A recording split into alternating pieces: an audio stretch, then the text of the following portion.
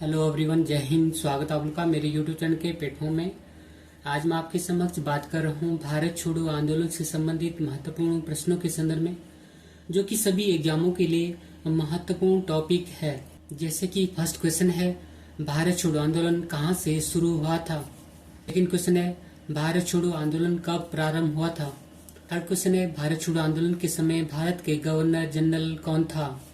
Question number 4 है, भारत छोड़ो आंदोलन के समय भारत का प्रधान सेनापति कौन था। क्वेश्चन नंबर 5 है, भारत छोड़ो आंदोलन का नेतृत्व किसने किया था। जैसे महत्वपूर्ण प्रश्नों के संदर्भ में मैं इस टॉपिक में आपसे बात करूंगा, और इस टॉपिक के सभी क्वेश्चन एग्जाम पर्पज की दृष्टि से इम्पोर्टेंट है, इसलिए इस वीडियो को जरूर अंत तक वॉच करें। इसी के साथ मेरे वीडियो का पहला प्रश्न है कि भारत छोड़ो आंदोलन का प्रस्ताव कांग्रेस कार्य समिति के द्वारा कहाँ पारित किया गया था। तो आंसर है वर्धा, जो कि महाराष्ट्र में स्थित है। क्वेश्चन नंबर 2 है, भारत छोड़ो आंदोलन का प्रस्ताव कांग्रेस कार्य समिति के द्वारा कब पारित किया गया था। तो आंसर है 14 जुलाई 1942 को। क्वेश्चन नंबर 3 है, 6 जुलाई 1942 को वर्धा में महात्मा गांधी ने कांग्रेस की कार्य समिति में भारत छोड़ो प्रस्ताव की चर्चा की थी। तब उस समिति के अध्यक्ष कौन थे। तो आंसर है मौलाना अबुल कलाम आजाद। क्वेश्चन नंबर 4 है, भारत छोड़ो आंदोलन कहाँ से शुरू हुआ था। तो आंसर है बम्बई, महाराष्ट्र से। क्वेश्चन नंबर 5 है, भारत छोड़ो आंदोलन का प्रस्ताव किस मैदान में पारित हुआ था। तो आंसर है ग्वालियर टैंक, जो कि बम्बई, महाराष्ट्र में स्थित है। क्वेश्चन नंबर 6 है, भारत छोड़ो आंदोलन कब प्रारंभ हुआ था।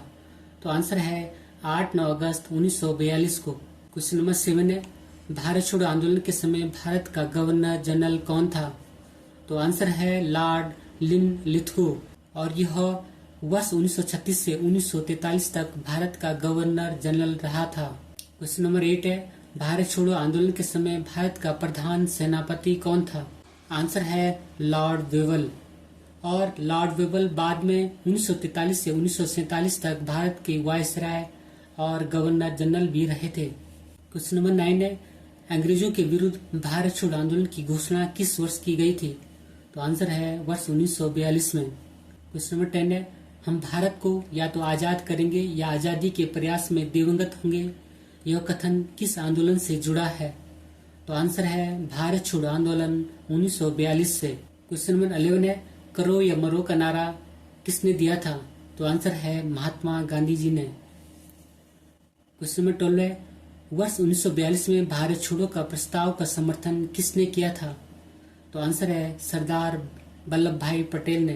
क्वेश्चन नंबर 13 है, 1942 में कांग्रेस के बम्बई अधिवेशन में किसने भारत छोड़ो आंदोलन का प्रस्तावित या पेश किया था। तो आंसर है जवाहरलाल नेहरू ने। क्वेश्चन नंबर 14 है, भारत छोड़ो आंदोलन का प्रस्ताव का आलेख किसने बनाया था, अर्थात भारत छोड़ो आंदोलन का प्रस्ताव का प्रारूप किसने बनाया था। तो आंसर है महात्मा गांधी जी ने। क्वेश्चन नंबर 15 है, भारत छोड़ो का नारा किसने दिया था। तो आंसर है यूसुफ मेहर अली ने। क्वेश्चन नंबर 16 है, जब भारतीय राष्ट्रीय कांग्रेस ने भारत छोड़ो आंदोलन का प्रस्ताव पारित किया, तब कांग्रेस के अध्यक्ष कौन था। तो आंसर है मौलाना अबुल कलाम आजाद। क्वेश्चन नंबर 17 है, भारतीय राष्ट्रीय कांग्रेस का लगातार 6 वर्षों तक अध्यक्ष कौन रहा। आंसर है मौलाना अबुल कलाम आजाद, और ये वर्ष 1940 में रामगढ़ अधिवेशन में अध्यक्ष बने थे और 1945 तक अध्यक्ष रहे। नंबर 18 है, भारत छोड़ो आंदोलन के समय किसने कांग्रेस रेडियो प्रसारण किया था। तो आंसर है उषा मेहता ने। इस कारण उषा मेहता की ख्याति भारत छोड़ो आंदोलन में गुप्त कांग्रेस रेडियो चलाने हेतु है। क्वेश्चन नंबर 19 है, कांग्रेस का गुप्त रेडियो पर भारत छोड़ो आंदोलन की अवधि में नियमित रूप से रेडियो कार्यक्रम प्रसारण कौन करता था। तो आंसर है राम मनोहर लोहिया। क्वेश्चन नंबर 20 है, भारत छोड़ो आंदोलन के समय बकरी का टापू में अखिल भारतीय आजाद दस्ता का गठन किसने किया था। तो आंसर है जयप्रकाश नारायण ने, और यह बकरी का टापू नेपाल के तराई में स्थित है।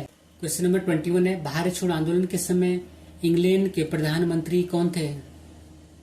तो आंसर है चर्चिल, जो कि 1940 से 1945 तक इंग्लैंड के प्रधानमंत्री रहे। क्वेश्चन नंबर 22 है, अमेरिकी पत्रकार जो कि महात्मा गांधी जी के भारत छोड़ो आंदोलन के समय उनके साथ था, क्या नाम था? तो आंसर है लुई फिशर। क्वेश्चन नंबर 23 है, महात्मा गांधी का जीवनी लेखक कौन था? तो आंसर है लुई फिशर। और लुई फिशर ने भारतीय स्वतंत्रता की मांग की थी। क्वेश्चन नंबर 24 है, भारत छोड़ो आंदोलन का नेतृत्व किसने किया था? तो आंसर है महात्मा गांधी जी ने। क्वेश्चन नंबर 25 है, भारत छोड़ो आंदोलन किसकी प्रतिक्रिया में आरंभ किया गया था? आंसर है क्रिप्स प्रस्ताव। और यह क्रिप्स प्रस्ताव मार्च 1942 में भारत आया था। क्वेश्चन नंबर 26 है, भारत छोड़ो आंदोलन में किन राजनीतिक दलों ने समर्थन नहीं किया था? तो आंसर है हिंदू महासभा। सेकंड है communist party of India. Third है यूनियनिस्ट पार्टी ऑफ पंजाब। और फोर्थ है मुस्लिम लीग। यह क्वेश्चन कई बार पीसीएस में और यहाँ तक कि आईएएस में भी कई बार पूछा जा चुका है, इसलिए क्वेश्चन मोस्ट इम्पोर्टेंट है। क्वेश्चन नंबर 27 है, भारत छोड़ो आंदोलन के समय सबसे अधिक दंगे किस जगह हुए थे? आंसर है बिहार और संयुक्त प्रांत उत्तर प्रदेश में। क्वेश्चन नंबर 28 है, डॉक्टर राजेंद्र प्रसाद भारत छोड़ो आंदोलन के समय गिरफ्तार करके किस जेल में भेजा गया था? आंसर है बांकीपुर जेल, पटना में। क्वेश्चन नंबर 29 है, गांधी जी और सरोजिनी नायडू को 9 अगस्त 1942 को गिरफ्तार करने के बाद किस जगह में भेजा गया था? तो आंसर है पूना के आगा खां महल में इन्हें नजरबंद किया गया था। क्वेश्चन नंबर 30 है, भारत छोड़ो आंदोलन के समय अहमदनगर किले में किसे रखा गया था? तो आंसर है जवाहरलाल नेहरू, अब्दुल कलाम आजाद, गोविंद बल्लभ पंत, डॉक्टर प्रफुल्ल चंद्र घोष, डॉक्टर पटाभी सितारमैया, डॉक्टर सैयद महमूद और आचार्य कृपलानी आदि को। क्वेश्चन नंबर 31 है, भारत छोड़ो आंदोलन के समय महात्मा गांधी जी को कहाँ बंदी बनाया गया था? आंसर है बम्बई, महाराष्ट्र में। 9 अगस्त 1942 को गांधी जी सहित सभी प्रमुख कांग्रेसी नेताओं को बंदी बना दिया गया था। क्वेश्चन नंबर 32 है, अरुणा आसफ अली किस आंदोलन से जुड़ी थी? आंसर है भारत छोड़ो आंदोलन से। और अरुणा आसफ अली ने वर्ष 1942 में भारत छोड़ो आंदोलन के समय मुंबई के ग्वालियर टैंक मैदान में कांग्रेस का झंडा फहराया था। क्वेश्चन नंबर 33 है, भारत छोड़ो आंदोलन 1942 के समय बंगाल के किस जगह पर जातीय सरकार की स्थापना हुई थी? आंसर है मिदनापुर तामलुक में। क्वेश्चन नंबर 34 है, भारत छोड़ो आंदोलन 1942 के समय उत्तर प्रदेश के किस स्थान पर समानांतर सरकार की स्थापना हुई थी? और ये मोस्ट इम्पोर्टेंट क्वेश्चन है, तो आंसर है बलिया, उत्तर प्रदेश में। यह सरकार चीतू पांडे के नेतृत्व में स्थापित की गई थी। क्वेश्चन नंबर 35 है, भारत छोड़ो आंदोलन 1942 के उपरांत सी राजगोपालाचारी ने कौन सा प्रपत्र अर्थात पैम्पलेट जारी किया था? तो आंसर है दी वे आउट। और ये क्वेश्चन भी मोस्ट इम्पोर्टेंट है। अखिल भारतीय मुस्लिम लीग और भारतीय राष्ट्रीय कांग्रेस के बीच संवैधानिक गतिरोध को दूर करने के लिए सी राजगोपालाचारी ने वर्ष 1944 में दी वे आउट नामक प्रपत्र अर्थात पैम्पलेट जारी किया था।